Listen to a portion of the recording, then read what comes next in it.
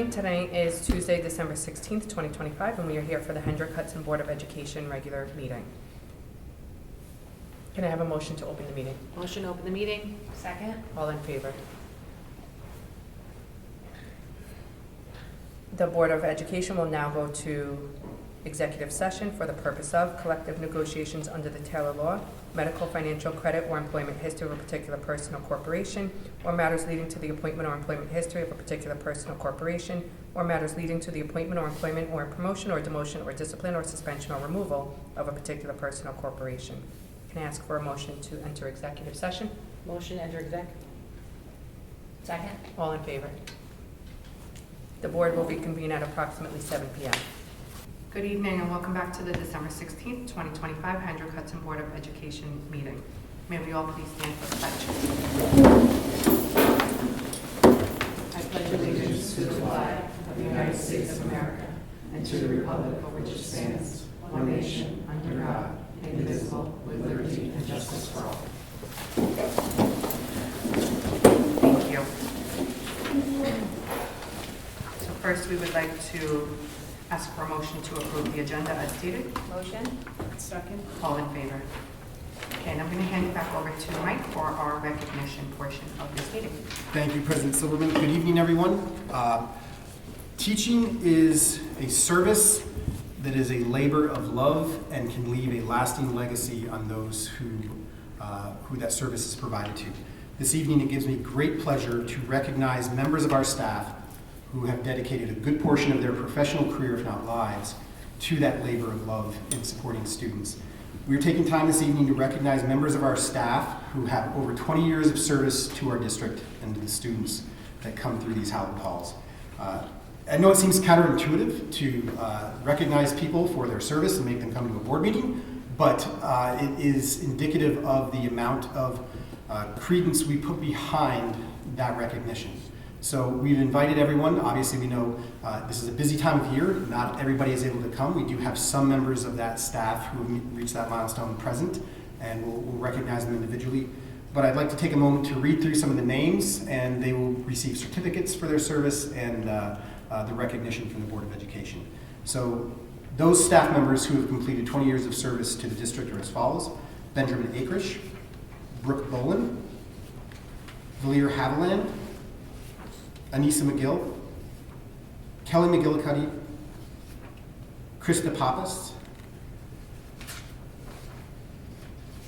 Howard Perlman, James Rogalski,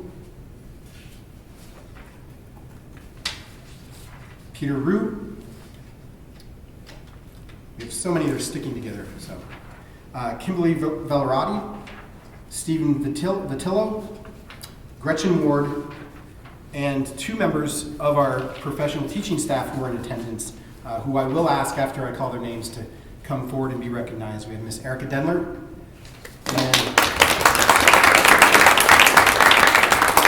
and Dr. Francois Barber.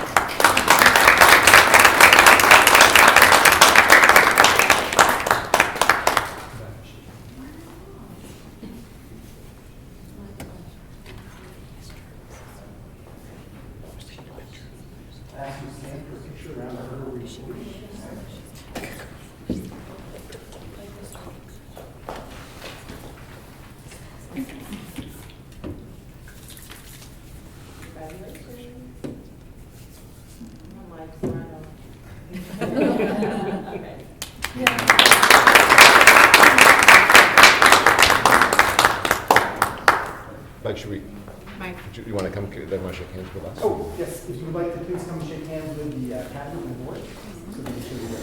I did ask if they had any words to share with us, but they Congratulations. Thank you.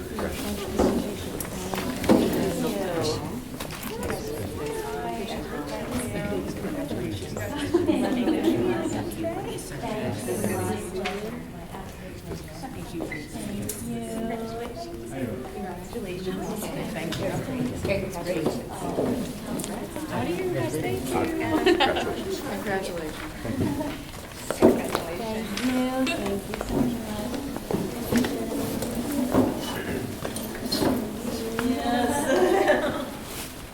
So again, thank you to all of our staff members, As you notice, we recognize all of our staff, not only our teachers, but all those who support our students. And it's the least we can do to take a moment out of our time this evening to recognize that outstanding milestone. So thank you. You're more than welcome to stay, those of you who came, for a wonderful board meeting, or you can go and enjoy some well-deserved rest. So, thank you. And Carmen and I will make sure that those who are unable to attend this evening do receive their certificates in the mail. Thank you. And on behalf of the board, I also want to say thank you, because that is a great accomplishment, and we appreciate what you do for our students. Okay, moving on, we have audience comments for non-agenda items. Carmen, do we have anyone? We do not. Thank you. Okay, and we are on to our presentations. I'll bring that back to you. Sure. Thank you, Ms. Silverman. So tonight we have a few presentations to update the board on. Our first one I will turn over to Mr. Christopher Moreno, our Acting Director of Pupil Personnel Services, to talk about protocol that we have in place and supports that we have in place to support our students who may be in need of additional support. So, Mr. Moreno. Thank you very much. So I'm very pleased that our district prioritizes the health and safety of our students, including the mental health and mental well-being of our student population K-12. So we've asked Stephanie Westrick, our instructional leader for mental health K-12, and a social worker at the middle school, as well as Amanda Dolce-Mascala, to come up and share some insight about our risk and CSTAG process. So they're going to go ahead and present on that. Thank you.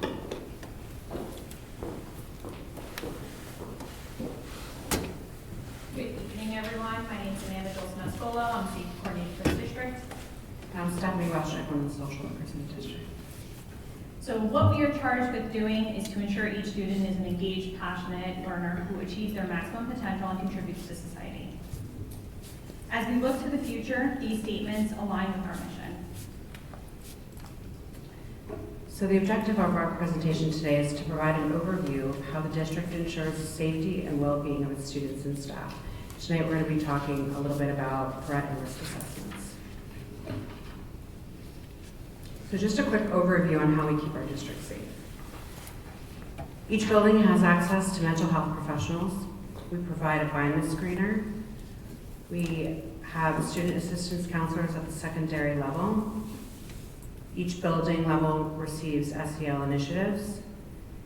And we have a nationally recognized threat assessment model called the CSTAG, which we'll talk about in a few minutes. And we also provide risk assessments. Okay, so risk assessments. We use risk assessments when it comes to life that a student might be in danger of hurting themselves. We use an instrument to assess that based on the Columbia model. 2 mental health professionals administer the assessment, and based on that outcome, a safety plan and individual interventions are developed. So for the CSTAG model, we also provide threat assessments based on a comprehensive threat assessment guideline. We use the CSTAG model because it is a nationally recognized evidence-based instrument. When a potential threat arises, each building will gather their trained threat assessment team. The team consists of a building administrator, an SRO, and mental health professionals. After assessments are concluded, a safety plan and specific interventions are put in place. Some of the benefits of using the CSTAG model are fewer suspensions, fewer expulsions, fewer police arrests, better student-adult communication, earlier reporting of concerns. This leads to a safer, more supportive school environment.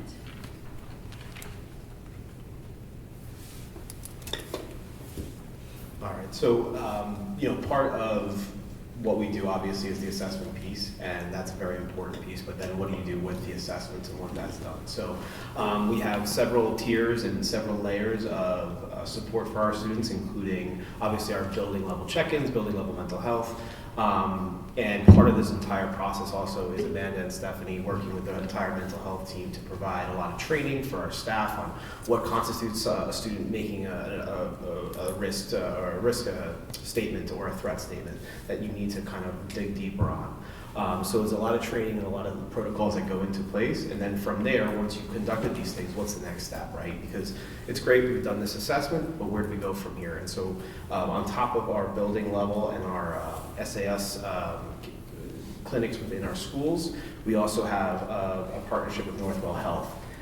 This has been something that's new this year, and it's really been a benefit to our overall student population. So for a couple of reasons. So first of all, the proximity to Hendrick Hudson. It's our Mount Kisco office. Stephanie and I had a chance to tour it. It was fantastic, a very welcoming environment, somewhere where you're comfortable bringing students who are obviously in crisis. They offer same-day crisis intervention. So if a student is having a behavioral or mental health crisis, it's no longer hoping they can get into an emergency room and see somebody, or hoping they can see their outside provider, or finding an outside provider that same day. They're guaranteed, because we have the partnership with them, that you can get in the same day and get support for your student. And then for non-crisis situations, they're guaranteeing same-week appointments. So again, if you've ever searched for that outside, you obviously know that their wait lists can be months long. They offer assessments both for the school district, also private assessments, so if you need to get your student assessed for a psychiatric need or whatever it might be.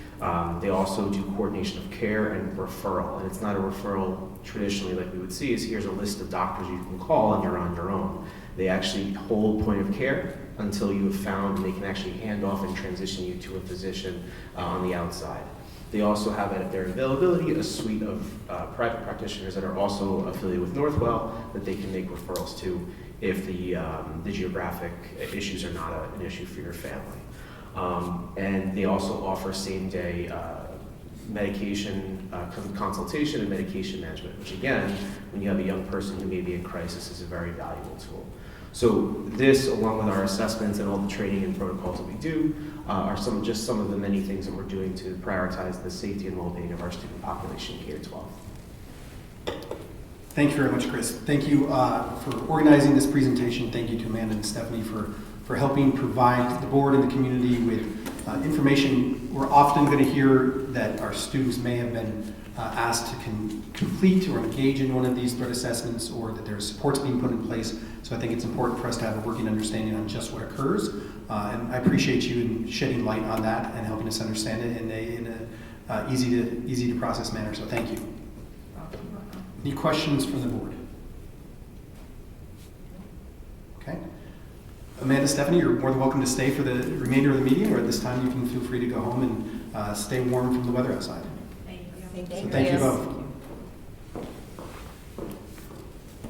Next, for the board, we do have a presentation on the feedback we received regarding our food service program. This survey was conducted, and we're going to share this thought exchange was conducted recently to gather feedback as the school district made its change at the high school to the National School Lunch Program. So thank you, Greg, for pulling that up. We always start with our mission and, of course, our directions of the school district, our actions for the future for this year. If we move to the presentations the presentation objectives, the primary purpose of this presentation will be to present the results of the high school lunch thought exchange, to establish baseline data and highlight key themes related to student satisfaction, menu variety, and meal quality. We also want to be sure to continue to engage district leaders, food service staff, and the Board of Education in a constructive discussion focused on addressing any student concerns that may arise from this transition to the National School Lunch Program guidelines, while balancing nutritional, operational, and budget considerations. And then finally, reinforce the school district's commitment to transparency and responsiveness by sharing plans for continued review of our programs, including collaboration with food service leadership and a follow-up survey in January.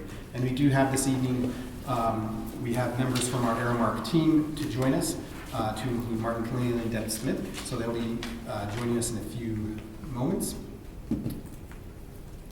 Just some brief review of the thought exchange itself. The exchange ran from September 17th, 2025 to October 10th, 2025. And we will have a brief update, as I said, by Martin. And that, I just want to provide the context that the exchange was conducted prior to Martin's arrival. Martin came on board in mid-October. This exchange ended right around the time that Martin was coming on board. So I'll ask the board that we keep this in mind as we review the results, and then Martin, after we look at the results, provides some initial thoughts on his perspective of our food service program. He has reviewed the results, and he will be providing his insights into the next steps that are possible here. So we thank him for joining us this evening. And also as a reminder, this presentation was scheduled for November, We did have some rescheduling of board meetings due to some conflicts that occurred, so this presentation was supposed to be delivered in November. And even though it's being delivered a couple months after the survey ended, the district has been looking at plans in place to address some of the data that was gleaned from this. If we go to the next slide to explore some of the key themes that were present from the exchange itself, with respect to student satisfaction, the results and the thoughts that were shared there when you take a look at, there were mixed reactions with a tendency towards dissatisfaction with current options. There were frequent mentions of a perceived decline in quality from previous years. There were requests with respect to the menu, return of popular items such as fries, cookies, and various drink options. By protocol, I don't eat before a board meeting, so this is a very difficult topic to talk about, especially when we have talk about fried drinks and cookies. There was also, with respect to the menu, there was a notable demand for more diverse options, particularly asking the district to provide vegetarian options and sweet treats. And with respect to meal quality, there were concerns about the taste and appeal of possible healthier options, and then suggestions for improvement that were provided in that thought exchange included better quality bread and more seasoned meals. And for context, if somebody's not familiar with the thought exchange, it's different than a traditional survey. A thought exchange asks you to respond to a prompt that you saw on the slide before. So we asked our students to respond to that prompt, and they do so in short form, and then other students in this particular case respond by rating the thoughts of their colleagues, and that helps develop a consensus of what some of those main themes are. And that's how this information is gleaned. On the next slide, I mentioned that we are already taking a look at a path forward based upon the survey or the exchange results that we received. To look at that, I utilized a common organizational tool, and I apologize while we just had an update on a threat assessment that I'm using the word threat in a presentation. It's never good to use the word threat in a school district, but I'll explain that. So this is called a strength, weakness, and opportunity and threat protocol. This protocol helps us to analyze our current reality, plan strategically, and ensure that our steps are both informed and impactful when we choose to do that. So when we look at the 4 quadrants of our SWOT protocol, as it's colloquially known, the last quadrant is officially, as I said, designated as threats in the analysis, but that really focuses on the potential negative outcomes of not addressing some of the information that came as a result of this survey. And again, the survey is a baseline survey. We will run an exchange in January, as you see again, to gather more information because there are some variables that have changed. What's one of those variables? The variable of time.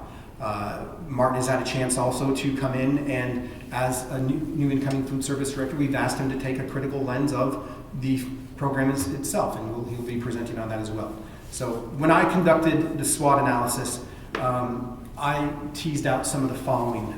In terms of strength, the primary strength, if you glean through the entire exchange itself, lies in the access to free meals for our students, which demonstrates our commitment to equity, and some responses along those lines appreciated the push towards healthier meal options overall.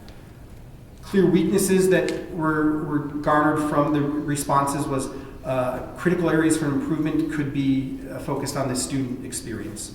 Specifically, that dissatisfaction as shared with the quality and variety of the menu. And there was some perceived inadequacy of the portion sizes and lack of popular appealing items that students had been used to at the high school.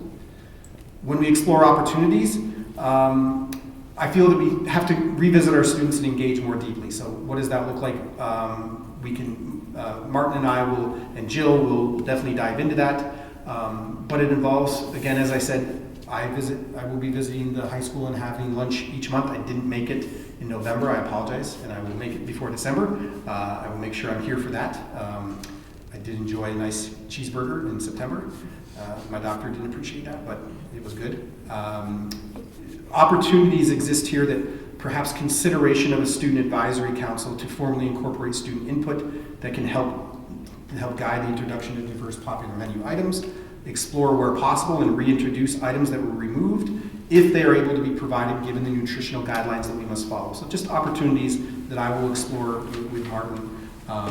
In terms of some opportunities or some areas that if we don't address some of the concerns I feel that we might have to deal with, if we fail to address that current dissatisfaction, I'm concerned that we might see decline participation in that program. So that's something that we just have to keep in mind. That outcome would both undermine both the financial viability of the program as well, but also our goal of promoting healthy habits. So again, next steps when we take a look at the information that we shared and the information that we gleaned, we will dive into that SWOT. I haven't even had the opportunity to share my findings with Martin and Deborah, as they just started a few days ago. We haven't had the opportunity to meet and discuss. I am encouraging us to resurvey students in February. We'll use the same response to compare to that baseline data, continued engagement with our students, and then I anticipate reporting back to the Board of Education on any results of that new survey or any changes that we may have implemented in late March. I'd like to open up to board discussion, but I want to focus that discussion on questions regarding to the exchange and the information that I may have had the opportunity to look at. In a few moments, we will welcome Martin to provide his initial thoughts and answer questions about our food service program in general, given his recent arrival and familiarity with the program. But at this time, I'll open up to board questions regarding the exchange itself and some of the information that I had the opportunity to explore.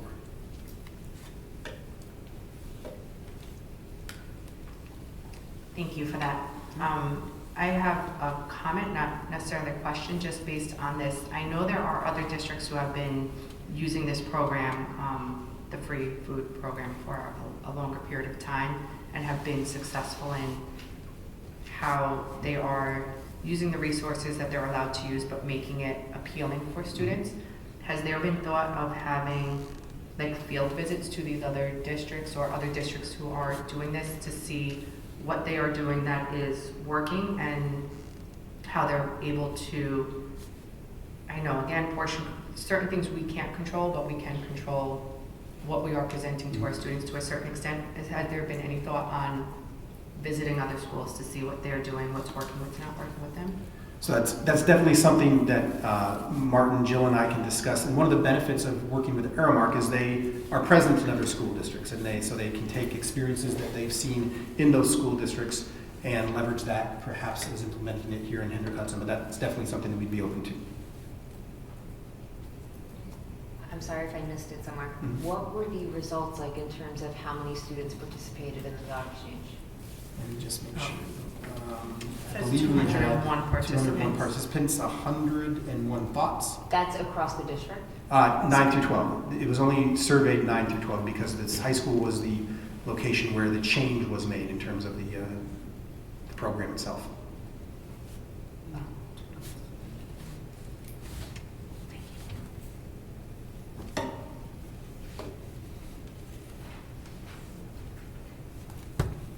Anyone else have any comments or questions? I would only build on that, just that I think the middle school also would benefit from this kind of thought exchange. I feel like they have opinions. I'm not on, but I'm loud, so I'm fine. That's all I was gonna say. I think the question for me is just, how are we gonna have check-ins periodically to make sure that, you know, all the work we're doing is improving and students are happy and we're getting all of the benefits of the program? Are we gonna have periodic check-ins? How are we checking in with the students to make sure that they're continually satisfied? And how do we make sure that our meals across all the buildings are consistent? So that's something that Jill and I will engage in with Martin and make sure that we are continuing to listen to our students, look at participation rates, look at I don't want to say usage rates, but students who access the lunch program. That is a normal operation of food service oversight. It's unique here this year. The reason why this exchange was started was because we did make a drastic shift away from a meal service program that we had been offering for a number of years to the new school lunch national school lunch program.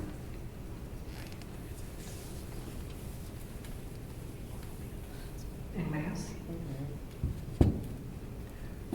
So- I was going to say, piggybacking off that, I know we have the different menus for all the different buildings. Can we also look at making sure, I know everyone can eat everything, but making sure the menus are age appropriate or, like, for example, an elementary K-2 school should have food that would appeal to students who would be K-2 aged. So that's always the consideration of a school lunch program. We want to make sure it's nutritious, yet also knowing that students want to be enticed to eat that. So that's definitely something that is continued engagement with our food service providers through Aramark, and we'll make sure we continue to ensure. Okay, and then like if, you know you have a certain number of students that are receiving lunch, how many of them are getting the hot lunch item? And if it seems like it's not a big ticket item, maybe we don't offer it as often, or we scrap it altogether and go to other items. I know we can't eat the same food every day, but There needs to be there needs responsiveness. So I do know that Martin will be providing information on overall food service, and I want to give him an opportunity to do that. I can tell you that I learned from the great churro incident of the there's a October donut this week, I know. in the middle school, that my interaction with looking into that matter where there was a run on the popular menu item is that oftentimes that Aramark does monitor the amount of food provided and adjusts accordingly based on meal or menu items. So I know Martin might be able to go into a little bit more detail on that when he does present on his overall thoughts on the food service program. And if, there's a donut. there's a donut this week, an omelet and a donut. I think if the board is okay with that, if they don't have any questions on the actual exchange itself and the data that's from there, I know that Martin has prepared a few slides, and we'll yield to some of the questions that may be about his initial thoughts and understanding of our food service program. So I will ask Mr. Martin Keneally to come to the podium, introduce himself, and share some of his thoughts. Hello, good evening, everybody. Good evening. Thank you so much for having me here. I'm Martin Keneally. I'm the new food service director. So I just wanted to take some time and kind of speak about the program tonight and kind of speak to some follow-up points from the survey. I can't read that. I will speak loudly. Martin, I'll give you a copy. Okay. So kind of survey follow-ups, kind of took some big main points from the survey. The first one speaking to menu variety, quality, and improvement. Thank you so much. Thank you. Speaking of menu variety, quality, and improvement. What we've done initially right now, immediately upon me coming in, to provide with the high school immediate increase in variety. We're expanding what we call the grill option. So there's burgers available every day. There's a breaded chicken option. The breaded chicken we've moved to a whole muscle meat chicken. So a kind of a Chick-fil-A style patty rather than a McDonald's chicken nugget. So it's whole muscle meat instead of ground meat, then put back in. That's going to instantly give us a much better flavor profile, taste, and positive reaction that I've seen from the high school students. They've noticed that so far. We're going to, when we get back from break, we're going to expand our sandwich program on the panini station. There will still continue to be a a la carte panini, but we will also expand options to include within the reimbursable meal program so that you can get a toasted sandwich, whether that's a toasted ham and cheese, turkey and cheese. We're going to try to bring back an Italian, maybe like a chicken pesto, but bring these options so they are available within the reimbursable program. So a little bit of menu engineering, a little bit of portion control, and we'll be able to offer a bit of variety and a new action station for the students. And then continuing about menu variety, quality, and improvement, continuing to communicate with the students. I tether myself to a register from 7 to 9 a.m. every morning. I feel it's the best way to greet everybody with the morning. I get to, ask them questions, help direct them. Either walking in, you can see they're lost. What can I help you find this morning? So far in these past couple weeks, I've been able to talk to them, get some interest. I had a great conversation this morning. We're going to bring in some variety of herbal tea. So we had a couple of students, they're like, do you mind if I bring my own tea, and do you mind if I grab some hot water? I'm like, no, of course. I was like, well, if I had some tea here for you, would you get it? He said yes. So we'll bring that stuff in, be open to their feedback. Speaking to the popular items, fries, cookies, missing from the program. With us moving into the reimbursable program, we have heavy guidelines that the National School Lunch Program provides us in terms of sodium, sugar contents, whole grains versus grains. Within that, we have to change what is offered in the a la carte program. Our snack bags all have to be 1 ounce chip snack bags. They have to be reduced fat chips. It's a nacho cheese Dorito, but the formulation is slightly different, so it's not going to taste the same as the nacho cheese Dorito from just down the street. Within that, when working with the suppliers, getting the stocking agreements together so that they're holding enough variety for us, I'm going to try to blanket that side of the program with as much variety within those products as we can find. At a certain level, my hands are tied, but within the parameters, and there's quite a depth of products. I've been talking to Frito-Lay about what they have for National School Lunch programs, what their stocking is for that. So we're going to start rolling out more variety within the a la carte options to try to help negate that change. Lastly, speaking to the portion sizing. Portion sizing, we are held to the National School Lunch Standards again. All the students can receive 1 reimbursable meal, and then they can come back and get as many meals as they want. This is something I'm going to push huge and culturally throughout the whole system. There was a bit of a culture of control over food in the past. We're here to feed the kids as much as possible so that they can eat. But within that, if they're going to get the reimbursable lunch, it has to be this size, this portion, these components. They can come back and get another set. It's just charged as a second lunch as a cash price. They can come back and get a third set. Within the high school, they have the option of always the paninis, the a la cartes, the build your own salads or soups. There's a little more flexibility in terms of options for them and second lunch options. We're going to work towards increasing the a la carte and the variety in the middle school as well to that point. Go to the next slide.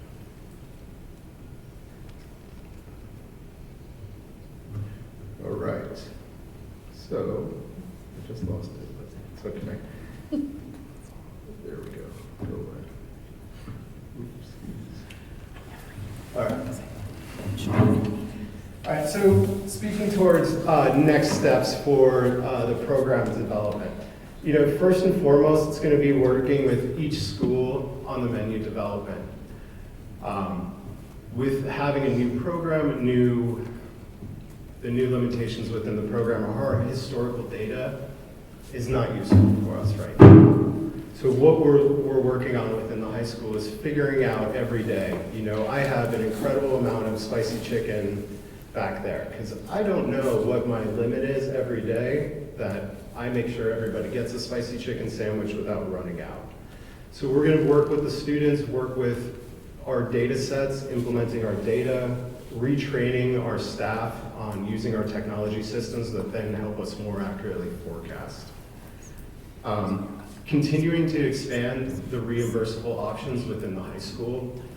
We have to take this in measurable steps, as I can push this only so far as my staff is able to execute it at a level that provides quality to your students. So we're going to introduce this new sandwich toasting thing when we get back.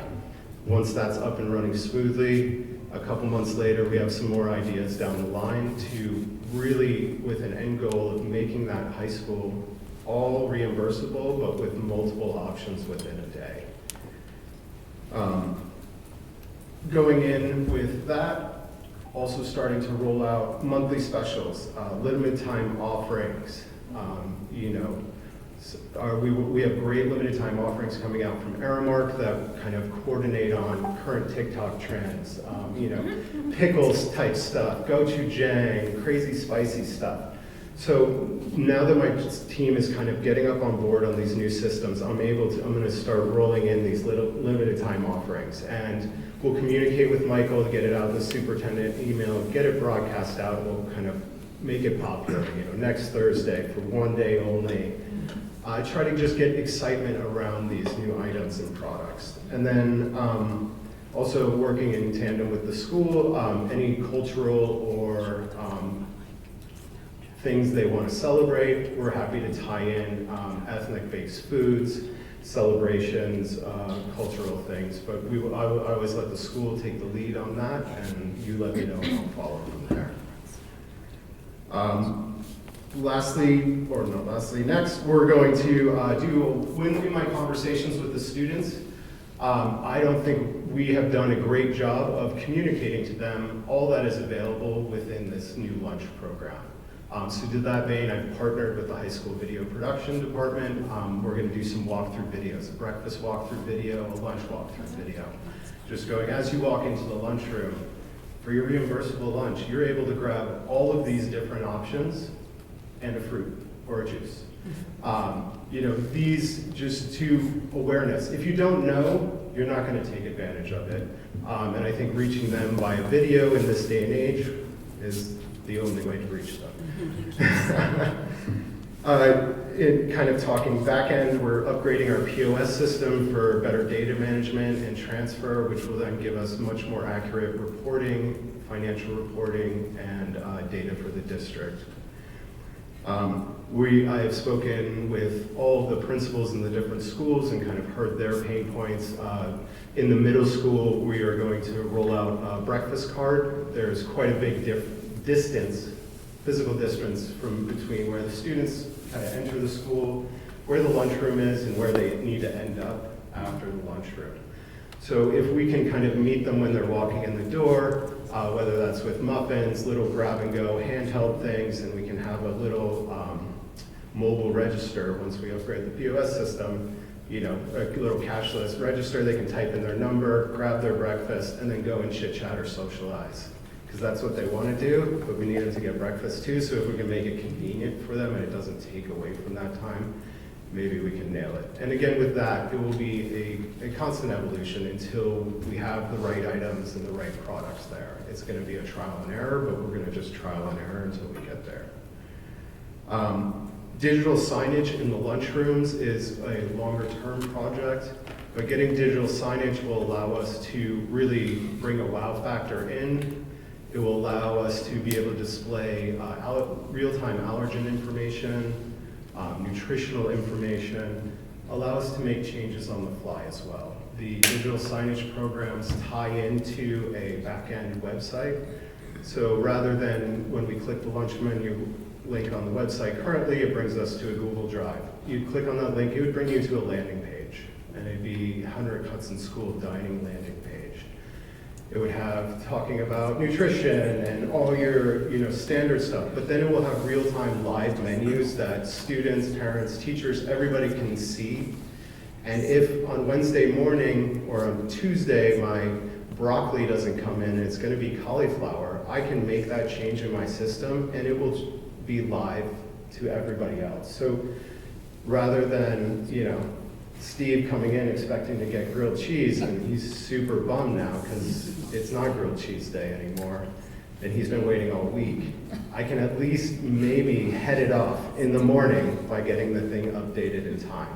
So this is kind of some future technology steps to kind of help our communication between us and the greater population. Then lastly, the big project, once we get the high school to a nice place, is Blue Mountain Middle School. We have we're going to basically have a brand new lunchroom, a brand new program that we're going to be premiering there. Within that gives us a ton of opportunities to launch a brand new program. Look at this thing from scratch, look at what we have in terms of availability in the servery, look at the kitchen, what will we need in terms of staffing changes, what sort of, getting the right people in the right places, and then menu development and how we can really premiere that with all the excitement it deserves. So that's going to be the big spring project into early summer. So we'll continue to collaborate as those things come together to make sure we get feedback from the middle school population so we know what we're doing is going to be effective. Next. And lastly, I went through all your questions that you submitted. So I'm happy to take some time and answer through all these questions for you if you'd like.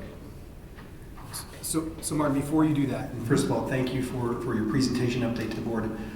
We'll have you answer the questions. We also want to make sure we hear from the table, perhaps from our student representative. And I don't know if you just signed me up for TikTok, but we'll have to talk about that in a second here. Before we do transition to those questions, I do just want to take a moment to recognize Deborah Smith in the audience. Deborah Smith is our regional manager for Aramark.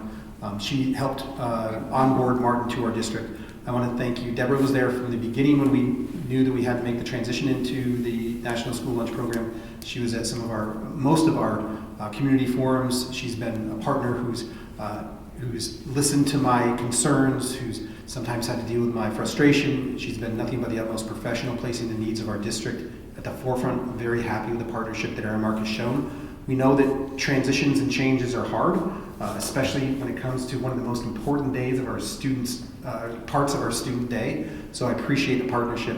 Martin, I appreciate the thoughtful look that you've taken thus far in your brief time with us. And thank you for taking time to look through the questions. And would the board like Martin to go through the questions that were previously submitted, or are there just questions? We can provide those in my weekly update, and we can have questions from the table. Thank you so much. He took the time to answer them, so rather than make him read through all of it, maybe just provide it to us if everybody agrees separately. Sure, I'm happy to do that. And then if there's any questions on the table that aren't able to be answered, at the table or any questions you have right now. So I just wanted to first speak and say welcome. Thank you.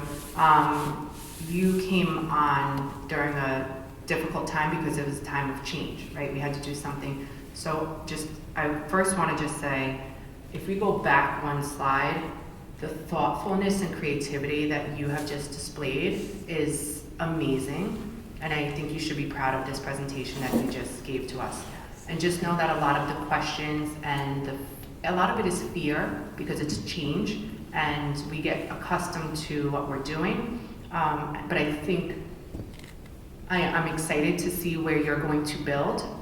You've been here for two months, 6 weeks, which is still very new. So I'm excited to see where you're going to go with this. So I don't want you to take any time we have questions, whether it's from the board, the students, or anything, as we're not happy with you. It's change.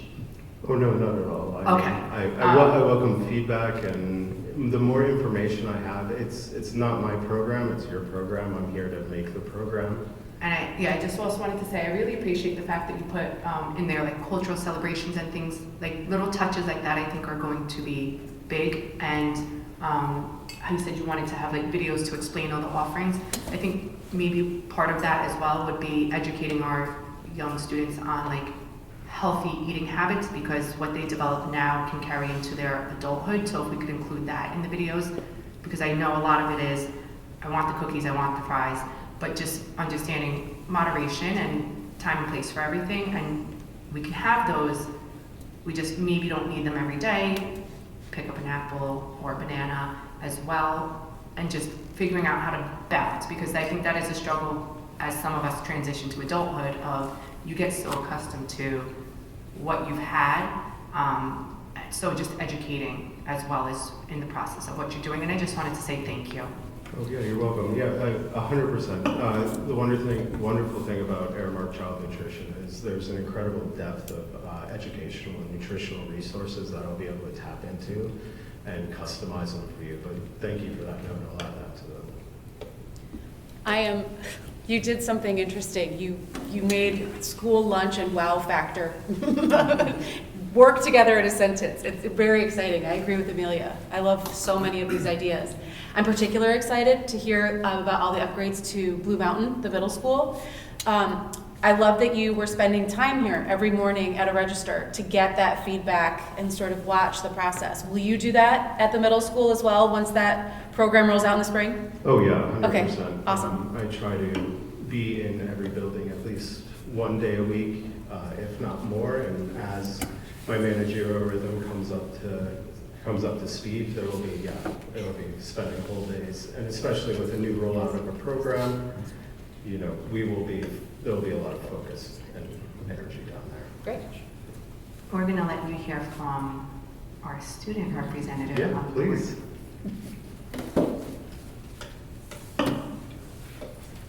Hi, I just want to say thank you for the presentation, and also I have noticed a big difference in the lunchroom. I'm Chloe, nice to meet you. I'm a senior. Nice to meet you, Chloe. Yeah, I'm a senior. I definitely eat the school lunch sometimes. I'm also trying, I think it's funny too because I have noticed, like, the person before, Claire, it was big shoes to fill, and what I am noticing is, like, kids are happy, kids are eating, so I think that there's a lot of, like, pros to it. I also did notice, this is, like, small, that you guys started wrapping the apples, which I think is one of the best things, because I was wondering if maybe we could do, like, cups for the vegetables or something, because I know, at least for me, I don't want to eat the vegetables, but I have to put it on my plate, and I hate wasting carrots if I just, like, have to. And I know that before there was a box, and a lot of kids do actually eat the vegetables or the everything, and I think that that's really awesome. But I also just liked how you seem passionate about going forward for both the middle school and the high school, and I think already we're noticing a lot of differences. I mean, I'm there every day, so in the morning with the bacon, egg, and cheese, all my friends eat them every morning. So I just think that stuff like that is really great. Yeah, thank you so much for that suggestion. We could definitely do something similar to how the middle school does that, where they package up their carrots and the vegetables so that if you're taking them to complete the meal, you'll be able to then pass them on to somebody who wants them. I just want to say that I know I had submitted questions. I think you answered most of them in your presentation, to be honest. Like, I'm just looking back at them. So I can go through I can go through my questions again anywhere you didn't answer and just send them so no one's repeating work. So I think you really did cover most of what our thoughts were. Okay. Well, if you have new questions or more questions come from the discussion, please send them over. Yeah, I think Chloe just showed us, like, we need just to have the periodic check-ins with our students. I really think that's the most important thing when you're making changes like this. Like Amelia said, there's fear in it, but I think if you continue to hear from the kids and take their feedback and adjust and improve, and you're doing all the things you're saying, I think that this is, we've got a lot. Yeah, I've already started this week. I got the intro to the student government, so we're working to set up kind of a regular meeting with them, so we can discuss the program, get their input, what celebrations they want to do as well, and kind of within the elementary schools, we'll work on introducing kind of fun and exciting new programs. Bringing in some star fruits or, kiwis, just having odd fruits or flavors that they could give a try. And it's like, try it, you don't have to like it, but you don't know until you try it. I've had success in other elementary school programs I've worked with as it being a fun, exciting thing that happens, every so often for them. But trying to really bring those little events in there to spice up what can sometimes be a monotonous program. Also, the way Claire worked it, she kind of created a menu every month. The way we're going to do is more true to an error mark system. So we design based off of menus that our corporate level chefs have made for each grade level. So that menu runs on what we call a 5-week cycle. So, and then that, we like to at least let that cycle run twice, unless it's a total bomb. If the menu item was a total bomb. Once it runs twice and it's not high acceptability factor, then it's just going to move to we're not going to put it on the menu thing. The menu can be dynamic and can change. So if something doesn't work, we will just remove it and try something new.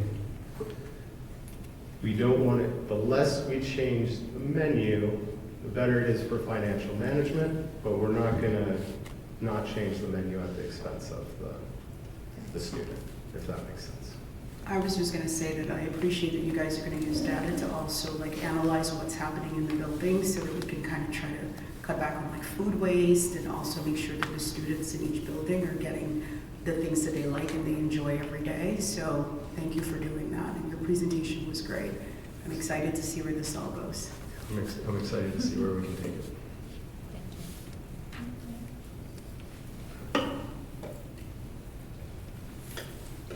So thank you again to Deborah and to Martin for their partnership. As you can see, Aramark has truly demonstrated its willingness to collaborate, be responsive, and make sure that we follow through on what we claim and we state. So I really appreciate the partnership and look forward to continuing that. So again, thank you to all of our presenters this evening. That concludes the presentation portion of it. If you're willing to, I'm sorry, it is not the end of it. From our guest presenters, we do have some presentations from the table. So if there's anybody who'd like to take the opportunity to excuse themselves to go home and enjoy this beautiful evening out, you're more than welcome to do that now. And while that transition occurs, I will ask Dr. Lauren Scollins to provide a brief curricular update to the board. And just thank you again, everybody. Thank you. Thank you. Happy holidays. Look forward to meeting you again. Me too. Put that on the start and that's all for It's hard to follow up food, especially when Mike has to eat. I actually think it I feel like that's a great It's much less expensive. I believe it's $8 for staff. So we're going to have Lauren provide that. I know it's tough to follow food, as she said, but we know she can say that. I'm going to just provide a brief update about our curriculum committee. Our curriculum instruction and assessment committee this year is meeting monthly, and we are reviewing curriculum proposals, and part of our mission with this work this year is to bring forward different curriculum proposals to the table so that we are all on the same page about where we are headed with our curriculum at each of our different levels. So this year, our proposal process started with a new proposal form where students, teachers, members of our community could propose different types of curriculum or resources. That form is submitted to the principal for review. Once the principal of the building reviews, it comes to the committee. Our committee is quite large this year and has several subcommittees. It's exciting to have a lot of different perspectives. The committee reviews the initial presentation or the initial proposal form, asks clarifying questions, and then we ask those who filled out the form to come to present to the committee.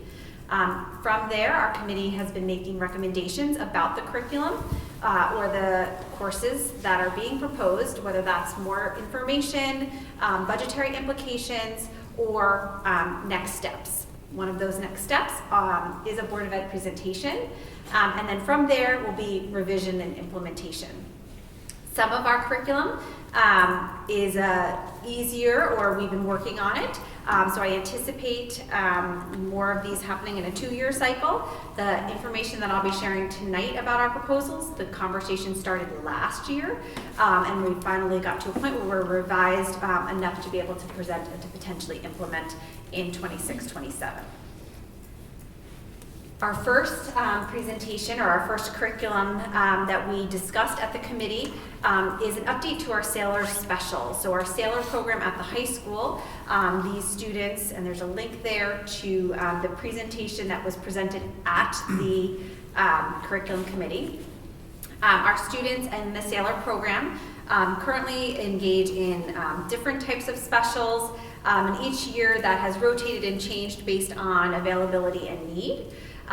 This program, or this curriculum proposal, includes cohesive scheduling for our Sailor program, our Sailor A and our Sailor B. It builds on their needs, and it's structured and a little bit more routine oriented, and it provides opportunities for students over their time in the Sailor program.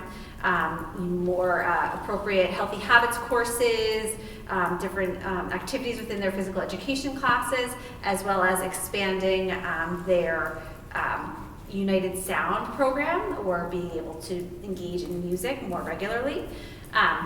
It is a budget neutral piece of curriculum. It already is in existence, and we are just codifying how that would look within our system now. Our next course is, the next two courses are very exciting as we consider our strategic plan as well as our planned pilot work for the high school. As we know, we are a planned pilot school focused on real-world experiences and interdisciplinary learning experiences for students. We have a group of incredibly motivated teachers at the high school who are turnkeying this performance-based assessments and interdisciplinary work with our faculty. We had an incredible learning session on Monday during our early release day where our planned pilot core team began to implement different types of learning experiences for our staff so that we can see this more widely across the school system. However, there were two courses that have been in the works over the last year or so that were presented to the curriculum committee that we will be adding, hopefully to our curriculum proposal, or our course selection sheet rather, for the 26-27 school year. The first is a course called Perspectives, and this would be a course for 9th grade students that would block global history and geography, which is the 9th grade global studies class, and studio art, both required courses, or studio art is one of the required, is an elective that students can take at the high school. Students could choose to take this class, which would pair what they're learning in their global studies as well as their studio art. So for example, considering thinking about Renaissance times and then going to your studio art and learning about Renaissance art and creating an interdisciplinary learning experience between those two concepts. So the teachers are working together to plan those assessments and performance experiences for students where they would be able to see that connection between global studies and history as well as studio art and different types of art experiences. The link that is included in the presentation does go into a little bit more about how this would be scheduled and what that looks like. Students would earn credit in both global studies and studio art towards the credits that they need to graduate. The second course that is an interdisciplinary course for seniors. So from freshmen to seniors, while this has been cutely named Piglet, we're still working on that name. So students, our seniors are required to take participation in government and English during their senior year. And what this course would do would be align their participation in government classes as well as their American literature class to enhance critical thinking and communication using that performance-based assessments and real-world experiences. The course would culminate in an internship or real-world experience and service learning at the end of the course. All of the courses that we are proposing are budget neutral and would be able to be added to our course selection sheet so that students would have the option to engage in these interdisciplinary courses or the traditional pathway.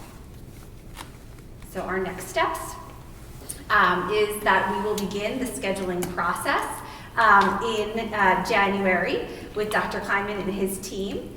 We've been meeting this week with our principals to talk about the budget and the implications that this might have in our budget. And from there, we will see what exciting work comes of it. Any questions for Dr. Scollins on the presentation? And yes, go ahead, Claudia.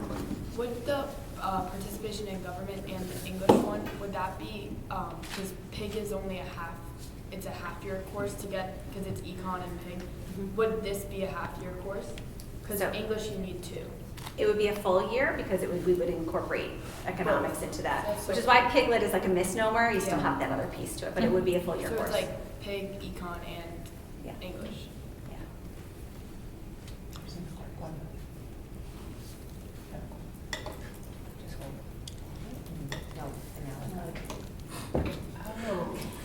A little slow.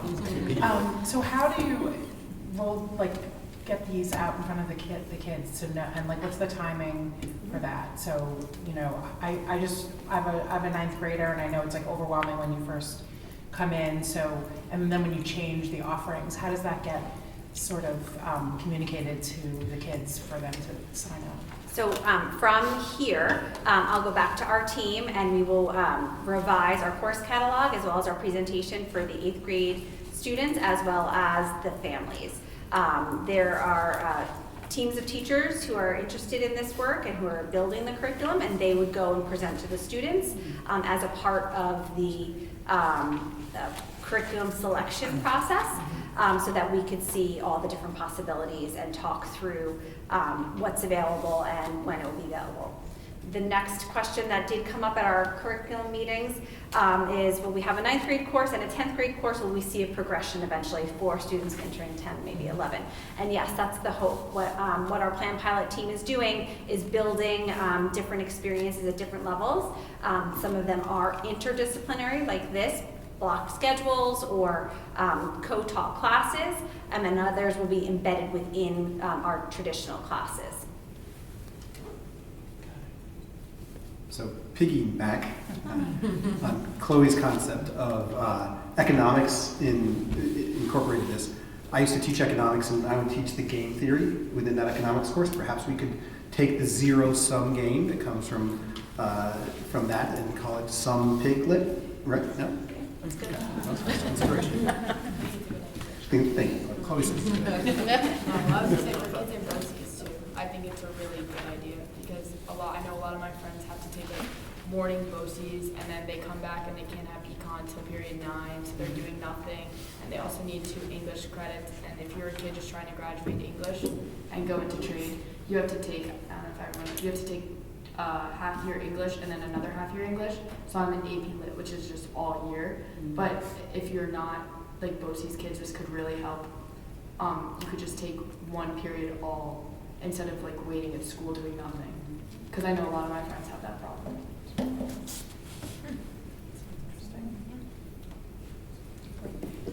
Okay. Thank you, Dr. Scollins, for that update, particularly giving us a glimpse into how thoughtful a process is in place when we look at upgrading and enhancing the curriculum and for implementing that process so that there's a standard procedure for that. Thank you very much.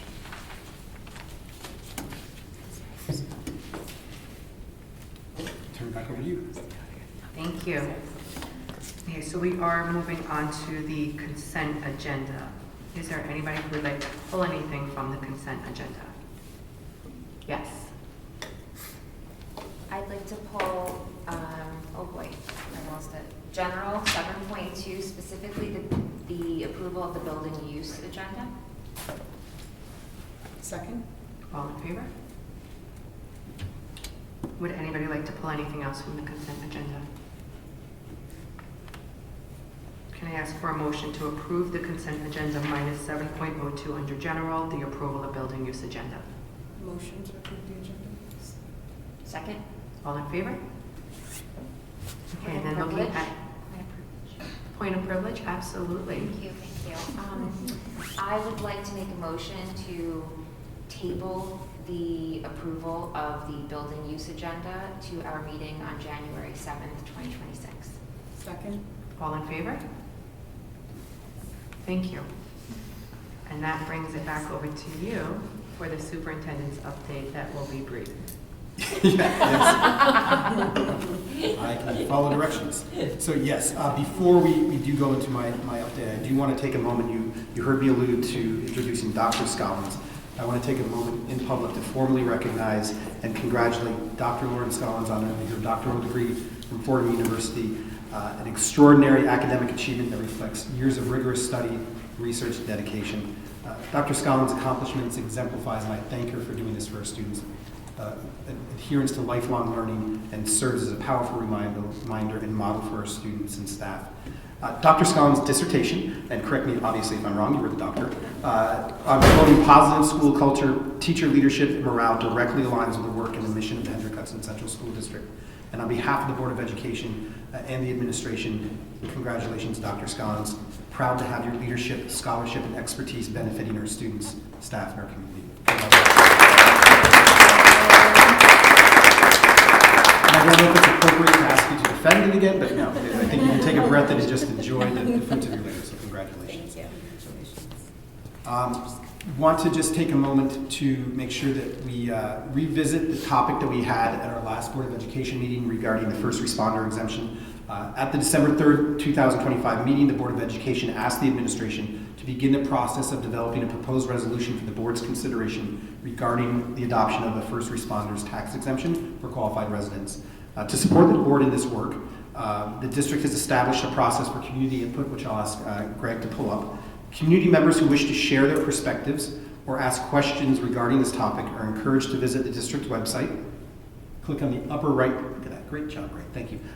Click on the upper right-hand activity button or action button called Just Ask. And from there, you can select the first responder tax exemption option at the bottom of that blue activity box to access a fillable form where input may be submitted.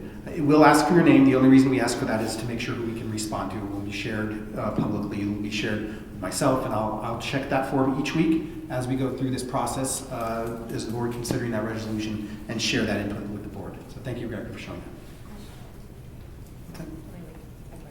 Sure, go ahead. In any of your communications, are you going to highlight that and put like a direct link? Because I don't know how many people are going to go through all those steps. Sure, I'll make sure that I do highlight that in my upcoming. I will be providing a message to the community this coming Monday, the 22nd, so I'll make sure I put that in there. Thank you. You're welcome. So talking about the next couple of days, we are approaching what I believe everyone deserves is a well-earned holiday recess. I want to extend my best wishes to our Board of Education, our staff, our students, and our family, wishing you a restful and joyful break. I hope I'm the first person who gets to say we'll see you next year. But please be reminded that schools will not be in session for instruction from December 22nd through January 2nd, 2026, with students returning to instruction on Monday, January 5th, 2026. And I wish everyone a safe, happy, and rejuvenating holiday season, particularly for the members of our educational community who are sitting at this table right now, from Chloe taking on the additional duty as a Board of Education student ex officio representative, to Greg, to all of our cabinet members and our board members who take hours away from their families and other things that they could be doing to serve this community. It's an honor to be part of that team that does so, and I just wish everybody has a great break and enjoys time with family, friends, or engaged in an activity that they truly enjoy and recharges them. And with that being said, that is the cabinet and superintendent update for this evening. You took brief to a whole nother level. Thank you.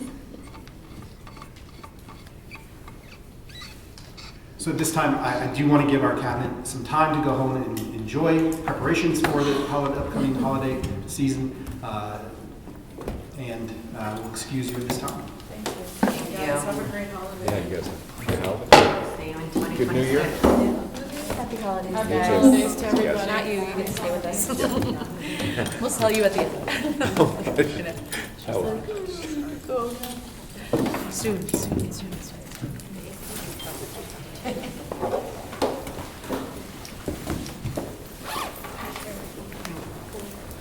We are going to transition over to committee reports. We can just go around if anyone has any reports from committees. I'm going to start on that end with you, Allison. Lauren and I were on the HHE PTA and SEPTA meeting last night. They did a combined monthly meeting. SEPTA had several presentations that were really informative. I wrote them down, but I don't know where I wrote them down. And then HHE PTA had their monthly update as well. Since we're going into the holidays, there's not a ton that's going on now. It's just sort of winding down, 2 weeks off, and then everybody come back in January. Nothing really pressing or pending from those. Alexis? I don't think I have anything. We have the professional development, which was postponed, so. Mine was SEPTA, but Allison stole that. Yeah. Thank you. I don't have anything our professional. Erica? I don't think so. Oh, and there was Wasn't the a PTA meeting in December. Mike, did you want to talk about the Indian Point? Did we talk about that? Oh, that's right. We had. Can I start before Yeah. you begin? The PTA. So yes, I'm losing track of dates. I know, me too. Last week, Sorry. Thursday, there was the decommissioning meeting held at BV, and I'll let Mike talk about what was said and everything, but I think on behalf of the board, I just said, I think you are the person for this school, and it was proven that night, the way that you advocated for this district, for our students, your entire speech was centered around our children, and I think sometimes that gets lost when everyone's making these big decisions. And I was sitting there, that was not brief, and I appreciate that it was not brief, because your entire speech was so impactful from beginning to end. I was watching other members who were sitting there writing down things that as you were speaking, and I was proud and I was honored to be able to witness that. So I just wanted to say thank you. Well, thank you for those kind words, and thank you for being there for your support. And as I said, it's easy to be a vocal advocate for such wonderful students, for a community that's so supportive. And yes, we did hold a meeting there on purpose. We really petitioned to make sure that we brought the focus back to our students. I appreciate the New York State Department of Public Service for listening to our request to have that there. I don't know if they'll give me the floor to speak again after that last speech, but what was said needed to be said, because there's the board has, the Decommissioning Oversight Board has a mission where it's supposed to look out for the financial impact, among other things, on the communities that are impacted by the shutdown of Indian Point. And I do feel that that has been lost in those activities. So I'm appreciative of the support of not only the Board of Education who showed up, the community members who showed up, but the team who allowed us to have it there, our technology team, our custodial team, they stayed later than they normally did, so it was a wonderful team effort, and we'll continue to advocate. And in general terms, I took time to welcome everyone, advocate on specific concerns that I'm seeing, particularly as we enter this budget year, remind the members of the Decommissioning Oversight Board of their charge and the role that they have in supporting our district's community. The Nuclear Regulatory Commission also provided an update on activities in their oversight role. The Holtec company, which is the company that owns that property and is in charge of safely decommissioning, they provided an oversight of their decommissioning activities, and then there was a lengthy public comment period. The video is normally up if you do a YouTube search on Indian Point Decommissioning Oversight Board. You can skip through the first 27 minutes of my speech if you want to get to the meat of the actual meeting. But they're not as quick as Greg. They normally take a couple days to put it up, so it should be up on YouTube. But I have shared my update with members of the community, or my remarks with members of the community who have reached out. So thank you. Okay, so that concludes the committee reports. Carmen, do we have anyone here for audience comments on agenda items? No. Any new board business or discussions? Okay, so we get to our policy readings, and we have quite a few, so the policy team was back at it again. And just as a reminder, it often goes unnoticed, but the fruits of the labor of the policy committee are on display every time we do a policy meeting, so just to keep that in mind. All right, let's do it. Okay, so the first one we have is policy 2550, board member compensation and expense, and this is the second reading. Members of the board shall be Second? all in favor? So this was at our last meeting. Anybody have any other comments or questions?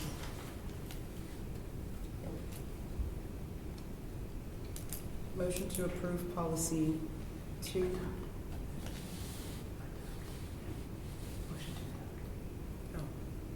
Motion to adopt policy 2550. Second? All in favor? Thank you.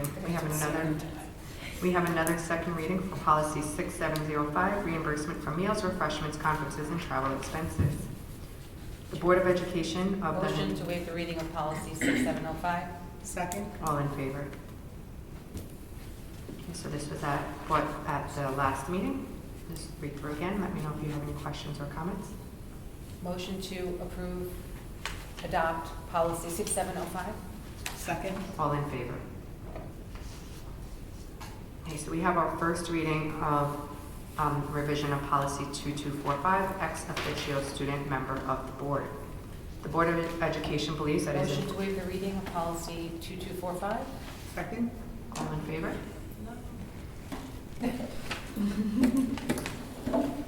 So we had some discussions just about how to make this program better for our students and get them more engaged and actually get more of them involved.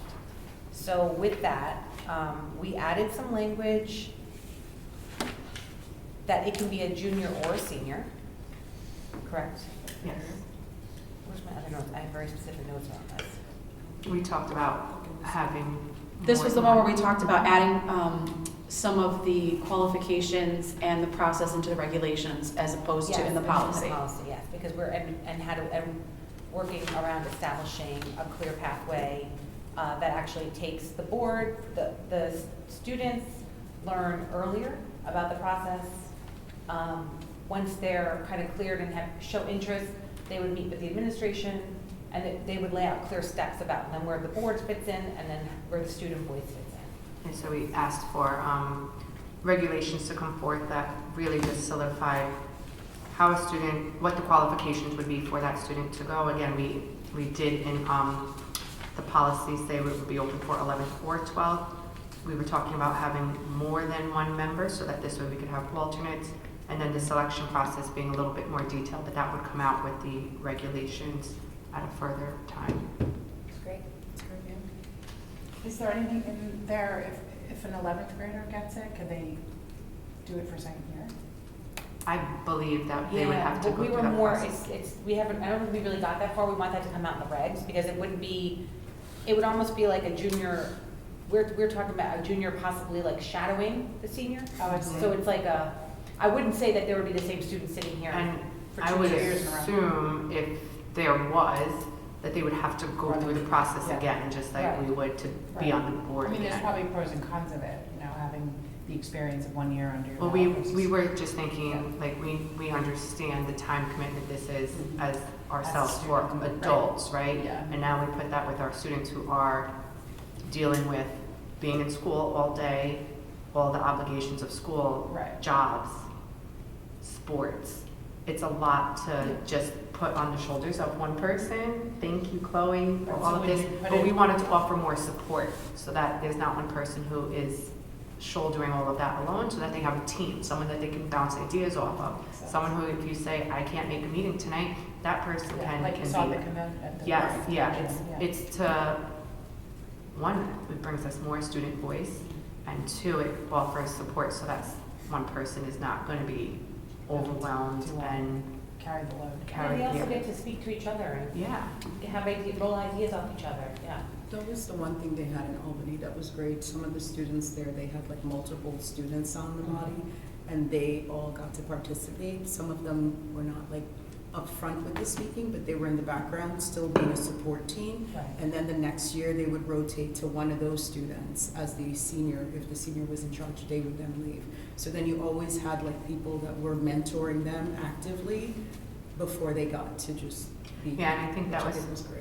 One of the other things in the regs we would talk too about, like a mentoring Right. program, Mhm. who they, like, that whole thing. So that, I mean, this did take a lot of ideas were coming out from when we were doing this. So we wanted to make sure the policy was something that could just be approved and would remain just as to what we are. And then the regulations, those could be changed as needed. Like when we Exactly. see, oh, that didn't work, we don't have to rewrite a whole policy. We would just update and amend the regulations. Right, that's what that read, that sentence, the superintendent or designee will develop regulations for the ex officio student member, so we can get this policy on the books, and then we can be more fluid with the regulations as we go through the process year after year to see what works and what doesn't work, and then hopefully build this into a Yeah, much bigger, Chloe was robust our- program. Chloe was our learning experience this year, so we're Mhm. taking feedback, and we will be obviously getting more feedback from you as to what you felt didn't work, but I'm hoping that you're hearing some of. Yeah, no, I think it's a good idea to have multiple. And I also think that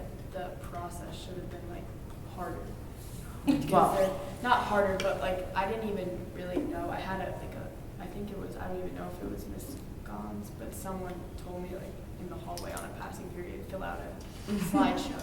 I think we also talked about too, making it earlier in the year, so Well, that there's more then they time to Yeah. let people know what we're doing and give a lot more information about it. This was like a brainchild that we had been talking about for a while before, and then it became a law that we had to jump into, so unfortunately, that was the time constraint of, Yeah. we know what we had wanted on paper, but then it just became, we need to get someone, Chloe, you're it, come on in, you know, and it's a learning experience, and we hope that we can grow, and we will definitely be reaching out to you for feedback so that we can fine tune it and make sure that, I mean, you're a trendsetter now, so the next person hopefully will have a better experience because of you. And more like, and I think if we like made it more of a popular thing, like now a lot of my whole senior class knows I'm on the board. So I think that that's great too for the junior class. Yeah. And then if there was a junior to come in, and then like I think that's a good idea. Yeah. To have multiple kids. Absolutely. So this will be coming back at our next meeting for a second reading, so if you have any questions or comments, you can always submit them, and we can make amendments as needed. Moving on to policy 5000, this will be a first reading on student policies goals. Students are the focal point of all district operations and must receive the primary attention of the Board of Education and A all. motion to waive the reading of policy 5000 student policy goals. Second. She got All nervous. in motion. Sorry, all in favor. All in motion. That's a brand at Target. This is a new policy for us. So it's recommended by Ms. Benhabit. I think it also just really helps that we just remember that when we are establishing our goals, both as a board and as a district, it's for the students. And so we now have a policy, or we are now presenting a policy that will keep that in mind as we are developing goals. Yeah, and the 5000 series is all about students and the whole series. So it's the first one in the series, and it refocuses you right away on what the purpose is. Okay, so bring that one back. Yep, this one will come back, and we will, again, if you have any comments or questions, let us know. Okay. First reading on policy 5453, student bicycle scooter use. Students will be permitted to ride bicycles, Motion to scooters. waive the reading of policy 5453. Second. All in favor? Probably one of the only policies that addresses horses. I was gonna say, So have badly we had wanted some to put issues? questions. So, not yet. But we just planted the We're showing up seed. with horses. So this is a policy that we don't have. We thought it was important to make sure that there was clear guidance on the use of bicycles and storing bicycles and scooter use so that the community understands and students understand the parameters. We did also discuss, once this is approved, adding it to the code of conduct. And then we talked about paved roads versus grass. So we did end up adding that. Yeah, just because we know we spend a lot of money on our fields and our facilities. One, we want to make sure our students are safe, right? And when you're not on a paved road, something can happen. And also we want to keep our facilities safe, because as we look at our budget, we don't really have money to keep updating things that we already have. We have a laundry list of other things we want to work on. Mike, would you like to add something here? I think you did a fantastic job explaining it. The policy really codifies that we know that I think going to school on any of these devices can be a healthy choice. It is often a relied upon form of transportation for some of our students, and we just want to codify across the district on how we approach that activity in a safe and responsible manner. I have just one question that I don't know if we have the answer to yet, about where they safely secure their bikes and scooters on school grounds. So we did follow up on that. All of the buildings currently, except Furnace Woods and Blue Mountain, there are bike racks. I have asked Mr. Merlini to explore looking into making sure we have bike racks at those two buildings. My understanding is that they probably weren't installed because of it's hard to access those buildings via those vehicles, but in the event, via those methods of transportation. But making sure that we have those available because it is codified in policy. I have one quick comment. Any student found to be endangering the safety of themselves or others while riding a bicycle scooter on school grounds may have bicycle scooter privileges denied. Did we talk about changing that to say may be subject to disciplinary action, just in case we don't want to take away their scooter or bike, if that's their only means of transportation for getting to school, but they could be subject to some other type of disciplinary action.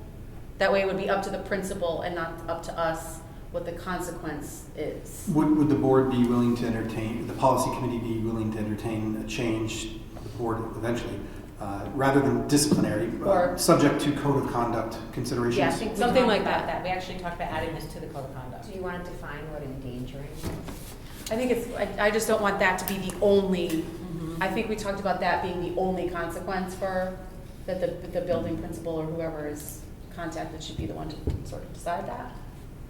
Not Yeah, I think there might be some level of subjectivity given each unique circumstance that is Right.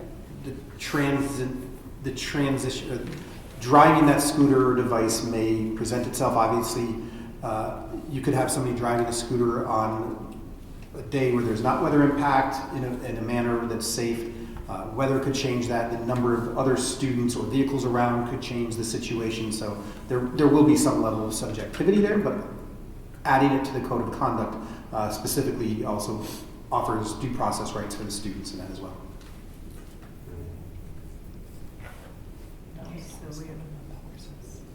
So we had a nice talk about the horses. I can't joust on my way to school. No horses, guys, sorry. It's policy. Okay, that will come back at our next meeting, and we can, if you wanted to provide any updates. Okay, so now we have our first reading to retire policy 5020.1, sexual harassment. The Board of Education Motion to recommends. waive the reading of policy 5020.1. Second. All in favor?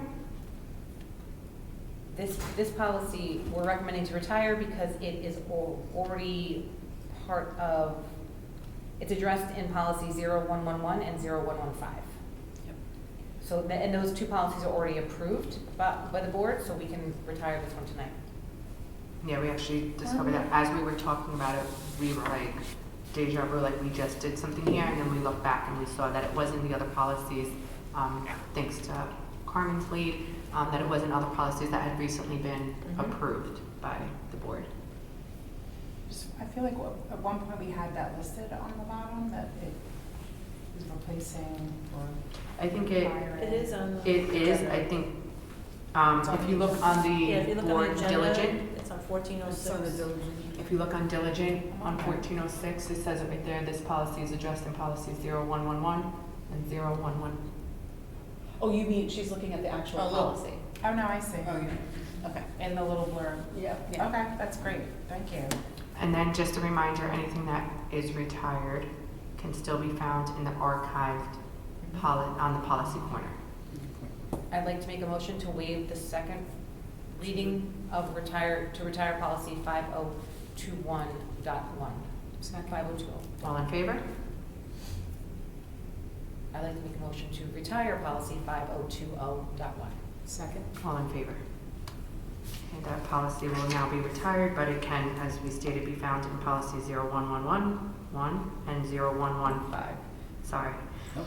Okay, then we have our first reading to retire policy 5020.2, racial harassment of students. The board. Motion to waive the reading of policy 5020.2. Second. This is this. All in favor?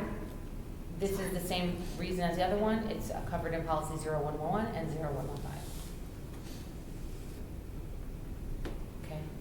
I'd like to make a motion to waive the second reading to retire policy 5020.2, racial harassment of students. Second. All in favor? I'd like to make a motion to retire policy 5020.2, racial harassment of students. Second. All in favor? All in favor? All in favor? Okay. So policy 5020.2, racial harassment of students, is now retired, but again can be found in policy 0111 and 0115. And then we have our first reading to retire policy 5020.3, diversity. In support of quality education. Motion to waive the reading to retire policy 5020.3. Second. All in favor? This is covered in 0105, which also means that we can, because it's already established, we can waive the second reading. Okay. So I'm gonna make a motion to waive the second reading to retire policy 5020.3 diversity. Second? All in favor? And then I'm gonna make a motion to retire policy 5020.3 diversity. All in Second? favor? Sorry. All in favor? All in motion. Now that I said it once wrong, I'm going to keep saying it wrong. Again, that policy can be found in the archived, retired section of our policy corner. Okay, and that brings us to the end. Motion to close the meeting? Second? All in favor? Happy holidays.